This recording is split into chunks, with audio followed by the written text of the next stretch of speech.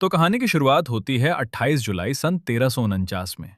हम हमारे हीरो जो को आसमान से गिरते हुए देखते हैं और इसके बाद उसे किसी दूसरे आदमी के शरीर में होश आता है। और जिस आदमी के शरीर में जो आया है उसका नाम क्लाइन मॉर्टी था। जो को समझ नहीं आता कि वो कहां पर है और ये कौन सी जगह है। उसके सिर में एक छेद भी था जो कि अब भर गया था और पास में एक रिवॉल्वर पड़ी थी जिससे साफ पता चल रहा था कि क्लाइन ने इस बंदूक से खुद को गोली मारी होगी। जिसके बाद जो की आत्मा उसके शरीर में आ गई। ठीक इसी समय हम दो और लोगों की बॉडीज को देखते हैं जिनके नाम थे वेल्च और नाया। और इन्होंने भी क्लाइन की ही तरह खुद को खत्म कर लिया था। और हमें पता चलता है कि ये दोनों क्लाइन के क्लासमेट हुआ करते थे। खैर अब सुबह हो जाती है और जो को क्लाइन के बारे में कुछ चीजें पता चलती हैं। असल में उसे क्लाइन की कुछ यादें पता चल रही थीं, जैसे उसके पेरेंट्स मर चुके हैं और वो अपनी सिस्टर के साथ रहता है। क्लाइन आवा देश के टिंगन शहर में रहता है और उसने हाल ही में ग्रेजुएशन पास किया। जो को अपने कमरे में एक डायरी भी मिलती है जिसमें क्लाइन ने कुछ लिखा हुआ था। जैसे 29 मई को वेल्च उससे मिलने आया था। उसने कहा था कि उसके पास एक पुरानी किताब है और इस किताब को लिखने वाला एंटीगोनस फैमिली से था। डायरी के आखिर में लिखा था कि सब मारे जाएंगे, मैं खुद भी। जो को समझ नहीं आता कि क्लाइन ने ऐसा क्यों लिखा होगा। तभी इस कमरे में क्लाइन की सिस्टर आने लगती है और जो खून के दाग और बंदूक को छुपा देता है। उसकी सिस्टर का नाम मेलिसा था, जो कि बैकलैंड यूनिवर्सिटी की स्टूडेंट है। मेलिसा ब्रश करके यहां से चली जाती है। जो सोचने लगता है कि वो यहां कैसे आ गया। वो तो अपने कंप्यूटर पर काम कर रहा था और अपने पेरेंट्स के साथ चाइना में रहता था। तभी उसे याद आता है कि उसने एक लक इंचेंटमेंट रिचुअल किया था और जरूर उसी से वो इस दुनिया में आ गया है। मेलिसा तभी यहाँ नाश्ता लेकर आ जाती है। वो क्लाइन से कहती है कि वो आज उसका फेवरेट डिनर बनाएगी, क्योंकि क्लाइन जॉब पाने के लिए इतनी मेहनत कर रहा है। और वो अपने स्कूल के लिए निकल जाती है। अब जो सोचता है कि वो वापस अपना रिचुअल परफॉर्म करेगा और अपनी दुनिया में लौट जाएगा। और इस बंदूक की आवाज तो बहुत लाउड होती है, तो मेलिसा ने आवाज नहीं सुनी होगी क्या? तो क्लाइन को रिचुअल करने के लिए ब्रेड्स की जरूरत थी, जिन्हें लेने वो बाहर मार्केट में जाता है। मार्केट वाली लेडी क्लाइन से कहती है कि उसे जल्दी से कोई जॉब ढूंढ लेनी चाहिए और उस गंदे से अपार्टमेंट को छोड़कर किसी अच्छी जगह रहने चले जाना चाहिए। क्लाइन देखता है कि ये जगह भी उसकी दुनिया जैसी ही नॉर्मल है, बस ये टेक्नोलॉजी में काफी साल पीछे है। पर तभी वो कुछ लोगों को पत्ते खेलते हुए देखता है, जो कि आज के जमाने का खेल है। असल में करीब 100 साल पहले रोसेल गुस्तेव नाम का राजा हुआ करता था, जिसने ये पत्तों का खेल, स्टीम इंजन और टैरो रीडिंग जैसी चीजें इजाद की थीं। क्लाइन को लगता है कि राजा रोसेल भी उसकी तरह किसी नए जमाने से आया होगा। तभी क्लाइन के पास एक जोकर आता है जो उसे अपने सर्कस में आने का इनविटेशन देता है। क्लाइन देखता है कि कोई आदमी उसका पीछा कर रहा था, तो वो जल्दी यहां से भागने लगता है और छुपने के लिए एक टेंट में घुस जाता है। वो आदमी जेनकिंस भी उसके पीछे जाने वाला था, लेकिन तभी उसे यहां एक पुलिस वाला दिखाई देता है, जिसे देख वो वापस मुड़ जाता है। टेंट के अंदर एक टैरो कार्ड रीडर बैठी हुई थी, यानी पत्ते देखकर भविष्य बताने वाली। क्लाइन सोचता है कि ये चीज तो मेरी दुनिया में भी होती थी, यानी राजा रोसेल उसकी तरह ही एक ट्रांस माइग्रेटर था। वो लेडी कहती है कि क्लाइन उसका पहला कस्टमर है, तो वो उसे फ्री में भविष्य बताएगी। ये सुनकर क्लाइन वहां बैठ जाता है। लेडी पूछती है कि तुम क्या जानना चाहते हो? तो क्लाइन कहता है कि मेरा पास्ट, प्रेजेंट और फ्यूचर। लेडी अब उसके सामने 3 पत्ते निकाल के रखती है कि ये तुम्हारा पास्ट, प्रेजेंट और फ्यूचर है। पहले उसे कौन सा कार्ड देखना है? क्लाइन कहता है कि सबसे पहले वो अपना प्रेजेंट देखना चाहता है। लेडी उस कार्ड को पलट देती है और ये कार्ड था, the fool. The fool tarot deck का पहला पत्ता होता है और ये नई शुरुआत को दर्शाता है। तभी यहां पर असली टैरो रीडर आ जाती है और यहां जो बैठी थी वो बस मजाक कर रही थी और क्लाइन यहां से चला जाता है। क्लाइन अब अपने घर आकर उन ब्रेड्स को 4 अलग अलग कोनों में रख देता है और रिचुअल को परफॉर्म करता है ताकि वो वापस अपनी दुनिया में लौट जाए। वो कुछ मंत्र भी पढ़ता है। शुरू में ऐसा लगता है कि रिचुअल करने से कुछ नहीं होगा, लेकिन फिर अचानक ही उसे कुछ होता है और क्लाइन एक अजीब सी दुनिया में पहुंच जाता है जहां चारों तरफ धुआं था। इस जगह को हम द ग्रे फॉग कहेंगे और यहाँ कुछ रेड और ब्लू कलर के स्टार्स उड़ रहे थे। क्लाइन गलती से एक रेड और ब्लू स्टार को छू देता है, जिससे वो दोनों फट जाते हैं। इस समय हम ऑड्रे नाम की एक लड़की को देखते हैं, जो अपने मिरर के सामने बैठी थी और ऑल्गर नाम का एक आदमी समुंदर के बीच अपने ग्लास को पकड़ा हुआ था। ये दोनों ही अपनी मर्जी के बिना इस ग्रे दुनिया में आ जाते हैं। इन्हें अपने सामने क्लाइंट की बड़ी सी परछाई दिखाई देती है, जैसे वो इस दुनिया का गॉड हो। और ये तीनों ही एक दूसरे का चेहरा ठीक से नहीं देख पा रहे थे। क्लाइंट सोचता है कि इन दोनों को मैंने यहां बुलाया है क्या। ऑड्री पूछती है कि क्या आप इस पवित्र जगह के मास्टर हो। क्लाइंट सोचता है कि ये पवित्र जगह है, तो इसका मंदिर कहाँ है। और उसके इतना सोचते ही उनके आसपास एक मंदिर जैसी जगह बन जाती है। क्लाइंट समझ जाता है कि वो इस दुनिया को पूरी तरह से कंट्रोल कर सकता है। वो अब एक लंबी सी टेबल और एक सिंहासन बना लेता है। ऑल्गर क्लाइंट से पूछता है कि मैं कहां पर हूं और आप कौन हैं। क्लाइन अब सोचने लगता है कि मैं अपना नाम क्या बताऊं, जो या क्लाइन। और फिर वो सिंहासन पर बैठे हुए इन्हें अपना एक नकली नाम बताता है कि तुम लोग मुझे बुलाओगे द फूल के नाम से, जो कि उस टैरो कार्ड का नाम था। ऑड्री पूछती है कि मिस्टर फूल, आपने हमें यहाँ क्यों बुलाया है और क्या हम घर जा सकते हैं। फ्लाइंग कहता है कि तुम चाहो तो मैं तुम्हें वापस घर भेज दूंगा। वो लड़की इस जादुई जगह को देखकर काफी एक्साइटेड हो गई थी। वो क्लाइंट से पूछती है कि मैं बियॉन्डर कैसे बन सकती हूँ। अब क्लाइंट को तो बियॉन्डर के बारे में कुछ भी नहीं पता था, तो वो बोलता है कि इस सवाल का जवाब तुम्हारे सामने बैठा आदमी देगा। ऑल्गर बोलता है कि तुम जरूर लियोन किंगडम से होंगे, तो बियॉन्डर बनने के लिए तुम्हें एवर नाइट गॉडनेस के चर्च को ज्वाइन करना होगा, या लॉर्ड ऑफ स्टॉर्म के, या किसी दूसरे चर्च को। वैसे बियॉन्डर बनना इतना आसान नहीं है, पर बियॉन्डर सच में होते हैं और वो बढ़ती हुई डार्कनेस से लड़ते रहते हैं। ऑड्री पूछती है कि चर्च के अलावा और कोई रास्ता है क्या। तो ऑल्गर कहता है कि फिर रॉयल फैमिली के पास जाओ, या तो मिलेनियम नोबिलिटी के। ऑड्री कहती है कि कोई और तरीका। अब ऑल्गर बताता है कि असल में उसके पास दो सीक्वेंस 9 के पोर्शंस रखे हुए हैं, एक सेलर सीक्वेंस का और दूसरा स्पेक्टेटर सीक्वेंस का, जिन्हें पीकर वो बियॉन्डर बन सकती है। क्लाइंट समझ जाता है कि यहाँ सुपर पावर्स की बात हो रही है और सीक्वेंस उस पावर का लेवल होगा। उसका ट्रांसमाइग्रेशन और इस ग्रे वर्ल्ड में आना भी किसी बियॉन्डर का काम है क्या। ऑड्री कहती है कि उसने इस आदमी के साथ एक डील कर ली है। वो उसे एक पोर्शन देगा और बदले में ऑड्री भी उसे कुछ सामान देगी, और वो चाहती है कि क्लाइन ऐसी मीटिंग्स और करे। ओल्गर भी कहता है कि मिस्टर फूल, आपकी पावर हमारी सोच से भी परे है, तो मीटिंग में छोटी मोटी चीजें हम दोनों ही संभाल लिया करेंगे। ओल्गर सोचता है कि इस तरह की मीटिंग्स में वो और भी डील्स कर पाएगा। अब क्लाइन सोचता है कि ऐसी मीटिंग्स करके उसे इस दुनिया के बारे में और भी जानकारी मिलेगी और वो जल्दी अपने घर जाने का रास्ता ढूंढ पाएगा। क्लाइन कहता है कि ठीक है, हम हर मंडे को 3 बजे मीटिंग किया करेंगे। ऑड्री कहती है कि फिर हम लोगों को भी अपने कोड नेम्स रख लेने चाहिए, क्योंकि हम यहाँ अपने असली नाम यूज नहीं करेंगे। अब चूंकि क्लाइन ने अपना नाम टैरो कार्ड पर रखा था, तो ये दोनों भी अपने कोड नेम्स टैरो कार्ड्स पर ही रख लेते हैं। ऑड्री का कोड नेम है जस्टिस और ऑल्गर का द हैंग्ड मैन, और ये तीनों अब इस टैरो क्लब के मेंबर्स हैं। तभी क्लाइन के कमरे का दरवाजा कोई पीटने लगता है, जिससे क्लाइन का कंट्रोल इस दुनिया पर कमजोर हो रहा था। वो इनसे कहता है कि इस मीटिंग को हम यहीं खत्म करते हैं, और वह दोनों को वापस अपनी जगह पर भेज देता है और खुद भी अपने कमरे में लौट आता है। क्लाइन देखता है कि उसके दरवाजे पर पुलिस आई थी, तो वो जल्दी से अपनी डायरी और बंदूक छुपा देता है। ये वही पुलिस वाला था जो टेंट के बाहर खड़ा हुआ था। इसका नाम लेनार्ड है। इसके साथ एक दूसरा ऑफिसर भी था जिसका नाम डंस स्मिथ है। ये दोनों यहाँ पर वेल्च और नाया के केस के लिए आए हैं और क्लाइन को बताते हैं कि उन दोनों ने खुद को खत्म कर लिया। लेनार्ड तुरंत ही क्लाइन की डायरी ढूंढ लेता है और पूछता है कि तुमने आखिरी पन्ने पर यह क्या लिखा है कि सब मारे जाएंगे और मैं भी। इसका मतलब क्या है। अब क्लाइन को समझ नहीं आता कि वो इन्हें क्या बोले। वो इन्हें साफ साफ कह देता है कि मेरी याददाश्त चली गई है और मुझे ठीक से कुछ भी याद नहीं है। कल रात उसने खुद को ऊपर पहुंचाने की कोशिश की थी, पर पता नहीं कैसे मैं अब भी जिंदा हूं, और वो बंदूक उस डब्बे में रखी है। डन अब कहता है कि फिर हम तुम्हें साइकिक के पास लेकर चलेंगे, जो तुम्हारी सारी मेमोरीज वापस ले आएगी। जो सुन क्लाइन को अब टेंशन हो जाती है कि ये लोग अगर मेरी मेमोरीज में झांकेंगे तो इन्हें यह भी पता चल जाएगा कि मैं इस दुनिया का नहीं हूं। लेनार्ड कहता है कि वो उसे जिंदा देखकर खुश हुए, लेकिन जो हादसा हुआ था उसके बाद तो कोई भी मर जाता। ये लोग अब क्लाइन को अपने साथ ले जाने लगते हैं।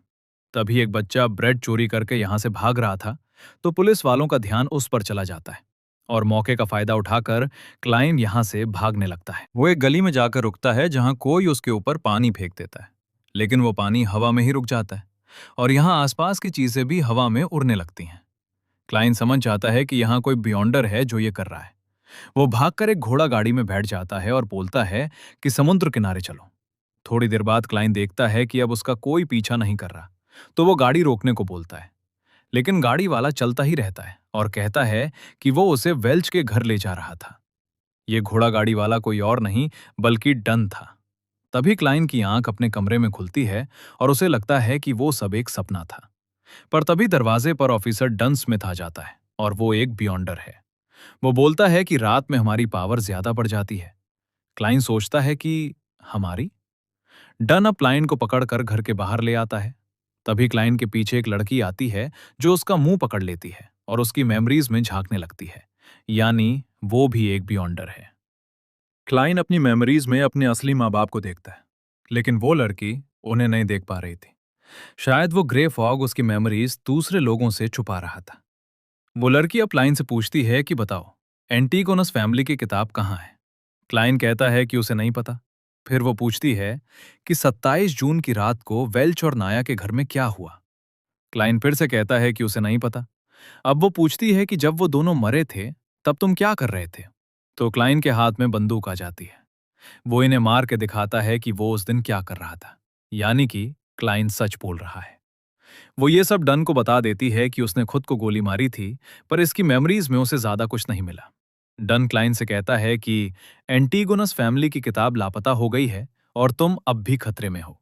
हम हर बार तुम्हें बचाने नहीं आ सकते हैं, तो तुम भी हमें ज्वाइन करके एक बियॉन्डर क्यों नहीं बन जाते। अब अगले दिन क्लाइन डन से मिलने जाता है। डन ने एक एड्रेस दिया था जो कि हाउन पब का था। अब क्लाइन सोचता है कि उसे नाइट हॉक्स को ज्वाइन कर लेना चाहिए। ऐसा करने पर वो सेफ भी रहेगा और उसे इस जादुई दुनिया के बारे में और भी चीजें पता चलेंगी। क्लाइन हाउन पब के अंदर जाता है और देखता है कि यहाँ तो एक पिंजरे में दो कुत्तों को बंद किया हुआ था और लोग सट्टा लगा रहे थे। क्लाइन यहाँ पर राइट नाम के आदमी से मिलता है और उसे बताता है कि मुझे डन स्मिथ ने यहाँ का पता दिया था। ये सुनकर वो आदमी क्लाइन को एक एलिवेटर में भेज देता है, जिससे क्लाइन नाइट हॉक के ऑफिस में पहुंच जाता है। यहाँ फ्रंट डेस्क पर रोजन नाम की क्लर्क बैठी हुई थी, जिसे क्लाइन बताता है कि उसे डन स्मिथ ने बुलाया है। रोजन अब क्लाइन को अपने साथ चलने को बोलती है। रास्ते में क्लाइन कुछ बियॉन्डर्स से भी मिलता है, जैसे लेनर्ड, रॉयल, फ्राई और कैनली। रोजन अब क्लाइन को आगे से राइट जाने को बोलती है, वहीं डन का ऑफिस है। क्लाइन पूछता है कि वो उसके साथ नहीं चलेगी क्या। तो रोजन कहती है कि उसे डन से डर लगता है। वो बहुत ही अच्छे और केयरिंग है, उसके फादर की तरह। क्लाइन बोलता है कि अपने फादर से डरना कौन सी बड़ी बात है। खैर, क्लाइन के सामने एक बड़ा सा दरवाजा आता है जिसका नाम चाइनीज गेट है। इसके बाजू वाले कमरे में डन स्मिथ बैठा हुआ था। डन अब क्लाइन को एक पेपर साइन करने को बोलता है जिस पर लिखा था स्पेशल ऑपरेशन डिपार्टमेंट, आवा country police, 7th unit. Klein पूछता है कि मुझे लगा ब्लैकथॉर्न सिक्योरिटी कंपनी के लिए काम करते हैं, जिस पर डन बताता है कि वो एक नकली नाम है। असल में ये लोग चर्च ऑफ एवर नाइट गॉड्रेस के लिए काम करते हैं और जब भी कोई सुपर नेचुरल क्राइम होता है तो ये लोग ही उसे सॉल्व करने जाते हैं और इन्हें नाइट हॉक कहा जाता है। और अब से क्लाइन भी उनमें से एक है। क्लाइन बोलता है कि फिर मैं आपको कैप्टन कहकर बुलाऊंगा। डन अब क्लाइन को चेतावनी भी देता है, क्योंकि एक बियॉन्डर बनने में बहुत खतरा होता है। वो क्लाइन को एक कमरे में ले जाता है जहां ढेर सारे लोगों के नाम लिखे हुए थे। डन बताता है कि ये सब लोग वो हैं जो नाइट हॉक में काम करते थे और मारे गए।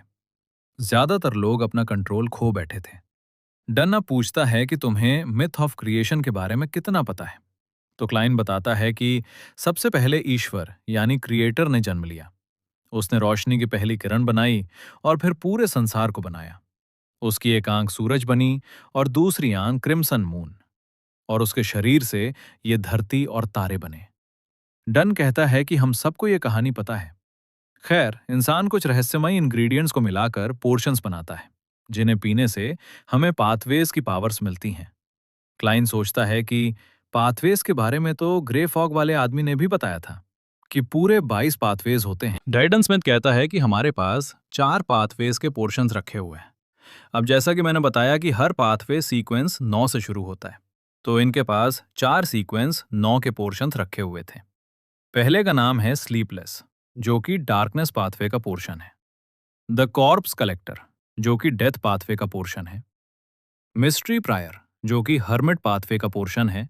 और सीयर, जो कि फूल पाथवे का पोर्शन है। अगर क्लाइंट शुरू के दो पाथवे में से कोई चुनता है तो उसे लड़ाई वाली पावर मिलेगी, वहीं बाकी दो के साथ ऐसा नहीं है। और हाँ, सीयर का इनके पास बस एक ही पोर्शन पड़ा है। डन अब क्लाइंट को ओल्ड नील से मिलने भेजता है। वो फैसला लेने में उसकी मदद करेगा कि उसे कौन से पाथवे को चुनना है। क्लाइंट रास्ते में सोचता है कि वो कोई भी पोर्शन चूज करे, उसे तो बस इस दुनिया के बारे में जानकारी इकट्ठा करनी है। स्लीपलेस और कॉर्प्स कलेक्टर तो नाम से ही डरावने लग रहे थे, तो उन्हें तो क्लाइंट नहीं चुनेगा। अब बचे मिस्ट्री प्रायर और सीयर। क्लाइंट को समझ नहीं आता कि इन दोनों में से क्या चुने। क्लाइंट अब एल्केमी रूम में पहुंच जाता है, जहां उसकी मुलाकात ओल्ड नील से होती है, जो खुद एक मिस्ट्री प्रायर यानी सीक्वेंस 9 का बियॉन्डर है। ओल्ड नील क्लाइंट से कहता है कि आराम से डिसाइड कर लेना, पहले बुक्स रखने में मेरी मदद करो। इसी बीच ओल्ड नील बताता है कि उसके पास एम्परर रोजवेल की एक डायरी है, लेकिन उसमें पता नहीं कौन सी भाषा लिखी है कि 150 साल बाद भी कोई इसे समझ नहीं पाया है। वो कुछ पन्ने क्लाइंट को भी दिखाता है और क्लाइंट देखता है कि इसमें तो चाइनीज लिखी हुई है, जिसे वो आराम से पढ़ सकता है क्योंकि वो चाइना से ही तो आया है। और ये कंफर्म हो जाता है कि रोजवेल भी क्लाइंट की ही तरह एक दूसरी दुनिया से यहाँ आया था, बल्कि वो भी चाइना का ही था। इनमें रोजवेल ने अपनी लाइफ के बारे में लिखा था कि वो कितना मस्त आदमी था। एक जगह उसने ये भी लिखा था कि पोर्शंस की पावर्स को मास्टर करने के लिए उस तरह की एक्टिंग भी करनी होती है। पोर्शंस के नाम सिर्फ नाम नहीं, बल्कि उस पावर को अपने अंदर समा लेने का तरीका भी है। क्लाइन अब आगे पढ़ने लगता है। आगे रोजवेल ने लिखा था कि मैंने पाथवे चुनने में बहुत बड़ी गलती कर दी। मुझे अपेंटिस, सीयर या मोराउटर में से कोई एक चुनना चाहिए था। ये सबसे बेटर चॉइस है। ओल्ड नील अब क्लाइन से पूछता है कि वो कहाँ खो गया। तो क्लाइन कहता है कि वो इन पन्नों को पढ़ने की कोशिश कर रहा था। जो सुन नील हंसने लगता है कि ये काम आज तक मैं नहीं कर पाया, तो तुमसे क्या होगा। अब रोजवेल की बात पर भरोसा करते हुए क्लाइंट डिसाइड कर लेता है कि वो सीयर वाला पोर्शन लेगा।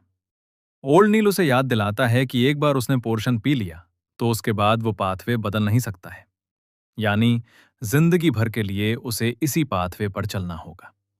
क्लाइंट कहता है कि मैं समझ गया और मुझे सीयर ही चाहिए। नील अब अलग अलग तरह के इंग्रेडिएंट्स मिलाकर पोर्शन बनाता है और उसे क्लाइंट के सामने रख देता है। क्लाइंट पूछता है कि इसे सीधा पी जाऊं क्या? तो नील बोलता है कि नहीं, पहले थोड़ा नाच गाना कर लेते हैं। वो मजाक कर रहा था और कहता है कि डरने की बात नहीं है। क्लाइंट अब पोर्शन को पी जाता है और ये पोर्शन उसके खून में जाकर मिलने लगता है और उसे चक्कर जैसे आने लगते हैं। नील कहता है कि तुमने पोर्शन पिया है तो ये सब होना आम बात है। बस फोकस करो और ऐसी चीज के बारे में सोचो जो इस दुनिया में आसानी से मिलती है। तो क्लाइन एक हैट के बारे में सोचता है। नील कहता है कि शाबाश, अब कोई ऐसी चीज के बारे में सोचो जो इस दुनिया में है ही नहीं। तो क्लाइन सीधा एक परमाणु मिसाइल के बारे में ही सोच लेता है, जो उसकी दुनिया में तो थी, पर इस दुनिया में होने का सवाल ही नहीं है। वो एरोप्लेन और एस्ट्रोनॉट के बारे में भी सोचता है। नील उससे कहता है कि अपने माइंड को कंट्रोल करो, और क्लाइन अपनी आंखें खोल लेता है। और इसी के साथ क्लाइन अब एक बियॉन्डर बन चुका है, जिसका सीक्वेंस है 9 द सीयर। लेकिन उसे सब कुछ कलरफुल दिख रहा था। नील कहता है कि ये स्पिरिट विजन है। वो अब लोगों का ऑरा परसीव कर सकता है और देखकर ही बता सकता है कि उनकी हेल्थ कैसी है। उसे नील के पीछे दो आंखें भी दिखती हैं। तो नील कहता है कि उनकी चिंता मत करो। क्लाइन को अब एक आत्मा जैसी चीज भी दिखाई देती है, जो कि गायब हो जाती है। अब क्लाइन का सिर दुखने लगता है तो नील कहता है कि अपनी पावर ज्यादा यूज करने पर ऐसा होता है और उसे चक्कर भी आ सकते हैं। लेनार्ड जब पोशन पीकर बियॉन्डर बना था तो वो सीढ़ियों से फिसल कर गिर गया था। वो अपने सिर पर डबल टैप करके अपने स्पिरिट विजन को बंद या चालू कर सकता है। क्लाइन ऐसा ही करता है और उसकी आंखें नॉर्मल हो जाती हैं। नील कहता है कि स्पिरिट विजन के अलावा वो और भी तरह का मैजिक कर सकता है, पर आज की क्लास यहीं खत्म करते हैं। वो क्लाइन को कुछ डीमन हंटिंग बुलेट भी देता है। क्लाइन इसके बाद दन के पास जाता है। दन बताता है कि बियॉन्डर्स की दुनिया खतरे से भरी होती है, तो अपने काम से काम रखना। नाइट हॉक बनने से पहले वो यहाँ क्लर्क की तरह काम करेगा। उसे 3 पाउंड्स पर वीक की सैलरी दी जाएगी और डन उसे महीने भर की सैलरी एडवांस में ही दे देता है। तो क्लाइन ने पहले दिन ही 12 पाउंड कमा लिए थे, जो देख वो बहुत खुश होता है कि अब वो लोग गरीब नहीं रहेंगे। डन अब क्लाइन को उसका पहला टास्क देता है कि जाकर एक छड़ी खरीदो और वेल्च के घर का चक्कर लगाओ। शायद उससे कुछ क्लू मिल जाए कि एंटीगोनस फैमिली की वो किताब कहाँ है। क्लाइन यही कर रहा था और अचानक ही उसके सामने एक घोड़ा गाड़ी आकर रुकती है, जिसमें लेनर्ड बैठा हुआ था। लेनर्ड क्लाइन को अपने साथ एक मिशन पर ले जाता है। एलियट नाम के बच्चे को आज सुबह किडनैप कर लिया गया है और ये उसी का पता लगाने जा रहे हैं। क्लाइन पूछता है कि हम तो सुपर पावर वाले केस सॉल्व करते हैं ना? तो लेनर्ड कहता है कि हम एक सिक्योरिटी कंपनी होने का दिखावा करते हैं और ये क्लाइंट उनका रेगुलर कस्टमर है। एक बार तो हमने उसकी बिल्ली भी ढूंढ कर दी थी, तो चिंता मत करो और तुम्हारी सीयर वाली पावर लोगों को ढूंढने में बहुत काम आएगी। वो क्लाइन को उस बच्चे के कुछ कपड़े देता है जिनसे वो उसकी लोकेशन पता कर सके। क्लाइन अब उस कपड़े पर अपनी छड़ी रखता है। असल में वो डाउजिंग रॉड नाम की टेक्निक यूज कर रहा था। जिस भी दिशा में एलियट होगा उस दिशा में छड़ी गिर जाएगी। क्लाइन अब डबल टैप कर अपनी पावर एक्टिवेट करता है और उसे दिखने लगता है कि एलियट किस एरिया में, किस गली में है। और इस तरह से ये लोग एक घर के सामने पहुंच जाते हैं और क्लाइन को दरवाजे से ही दिख रहा था कि अंदर दो किडनैपर्स हैं और वो बच्चा भी। लेनर्ड कहता है कि तुमने तो बहुत अच्छा काम किया। लेनर्ड अब दरवाजा तोड़ते हुए अंदर जाता है। वो उस पर गोली चलाते हैं, लेकिन लेनर्ड आराम से उन्हें डॉज कर देता है और उस बंदूक को पकड़कर अपने हाथ से ही मोड़ देता है और फिर दोनों की पिटाई लगा देता है। लेकिन अचानक ही उन दोनों लोगों को कुछ होने लगता है और वो फिर से उठ खड़े होते हैं। तो लेनर्ड क्लाइन से कहता है कि बच्चे को लेकर बाहर जाओ। वो दोनों आदमी आपस में मिलकर एक भद्दा सा मॉन्स्टर बन जाते हैं। पर ये मॉन्स्टर लेनर्ड को छू भी नहीं पा रहा था। ऐसा लग रहा था जैसे लेनर्ड टेलीपोर्ट हो रहा हो।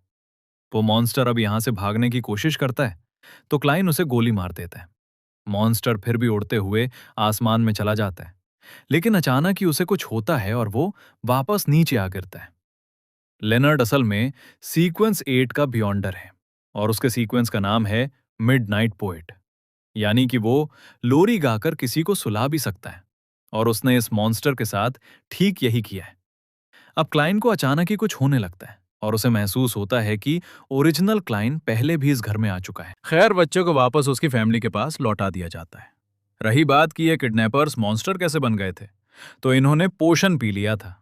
अब कोई भी मुंह उठाकर बियॉन्डर नहीं बन सकता है, इसलिए इनके साथ साइड इफेक्ट हो गया और ये लोग ऐसे मॉन्स्टर बन गए। खैर, लेनार्ड कहता है कि उसे क्लाइन के साथ काम करने में मजा आया। उसमें कुछ तो खास बात है। क्लाइन अब यहां से चला जाता है और लेनार्ड किसी से पूछता है कि तुम्हें ये कैसा लगा, और जवाब देता है कि ठीक कहा, मुझे भी ये स्पेशल नहीं लगा। और हम देखते हैं कि वो अपनी शैडो से बात कर रहा था। अब ये क्या चक्कर है, ये हम आगे जानेंगे। इधर क्लाइन अब अपने घर जाता है और सोचता है कि मेलिसा ये सुनकर बहुत खुश हो जाएगी कि मेरी जॉब लग गई है। लेकिन क्लाइन वापस उसी किडनैपर वाले घर में पहुंच जाता है। वो अब एक दरवाजे को खोलता है और उसके सामने डायरी रखी हुई थी, जिसके आखिरी पन्ने पर लिखा था कि सब मारे जाएंगे, मैं भी। इसके बाद क्लाइन के नीचे द फूल वाला कार्ड भी आता है और हमें किसी की स्माइल भी देखने को मिलती है, जिसके बाद क्लाइन अपने कमरे में जाग जाता है। वो सपना देख रहा था और उसे पता चल गया है कि किडनैपर वाले घर में एंटीगोनस फैमिली की नोटबुक का क्लू है। खैर, इसके बाद हम देखते हैं कि क्लाइन ने अपनी सैलरी से एक बहुत ही बढ़िया घर ले लिया है, जहां उनका बड़ा भाई बेंसन भी आता है और ये तीनों अब से यहीं रहने वाले हैं। अब क्लाइन एंटीगोनस वाली किताब को ढूंढ पाएगा या नहीं, जानेंगे अगले एपिसोड में।